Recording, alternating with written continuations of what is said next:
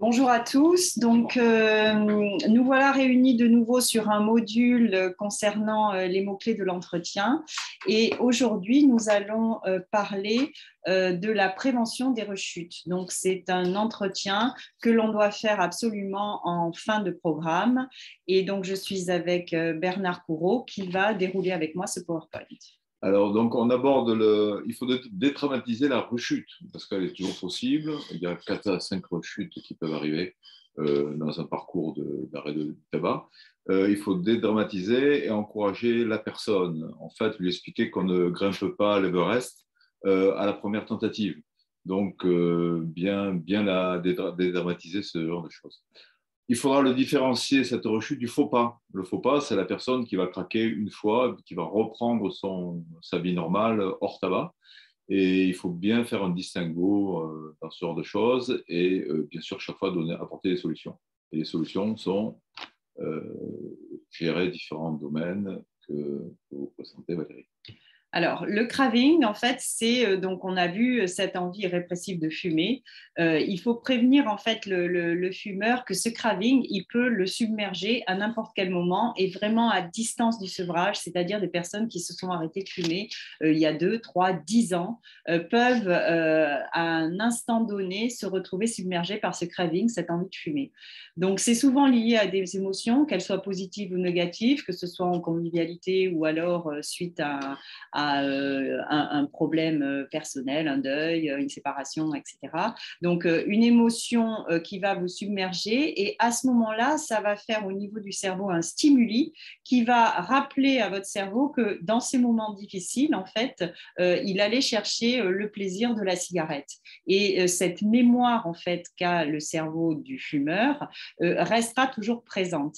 Donc, il faut apprendre, en fait, à gérer ses émotions, ce qui fait partie des choses les plus difficiles de la vie, et surtout, Bernard, reprendre le contrôle. C'est-à-dire revenir vers les personnes qui vous ont aidé à arrêter de fumer pour trouver des solutions de nouveau et repartir dans la bonne direction.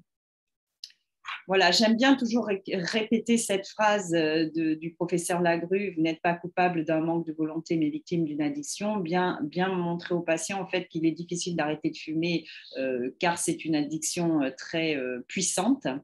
Inciter donc le patient à revenir vers vous parce qu'il ne faut pas qu'il le vive comme un échec et comme une fin de non-recevoir, qu'il n'y arrivera jamais, il a essayé, même accompagné, ça n'a pas marché. Non, la rechute est toujours possible. En fin de programme, avec cette prévention des rechutes, ce qui est bien en technique cognitive et comportementale, c'est de demander à votre patient d'écrire une lettre de rupture qui, en fait, lui permet de verbaliser sa séparation avec la cigarette. Vous lui demandez d'écrire une lettre d'au revoir à cette cigarette et vous allez être très surpris du verbatim que peuvent employer les patients fumeurs en quittant leurs copines, leurs compagnons de route depuis des années.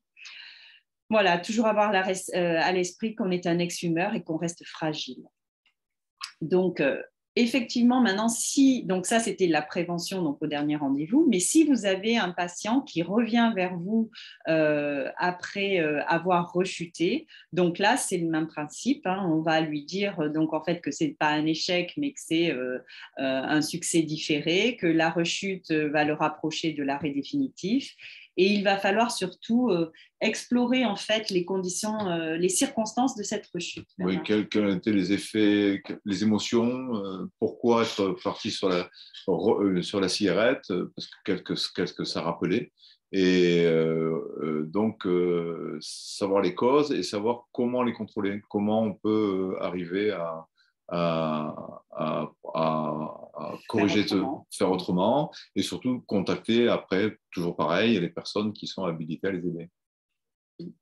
Très bien. Donc, voilà, toujours faire bien le point sur les circonstances de survenue de cette rechute et essayer de trouver une solution. Quelle aurait été la solution alternative à la prise de cette cigarette et qu'est-ce que cette cigarette leur a apporté dans ce moment-là. Donc, voilà, toujours savoir qu'on est fragile par rapport à ça et tout de suite reprendre le contrôle et reprendre effectivement des substituts si la rechute est avérée.